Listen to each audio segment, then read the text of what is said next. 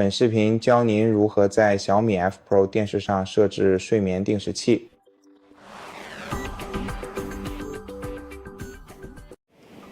首先，在您的电视上进入设置菜单，然后找到睡眠定时器选项。接着，选择您希望的分钟数，也就是电视保持开启的时间，在它进入睡眠模式之前。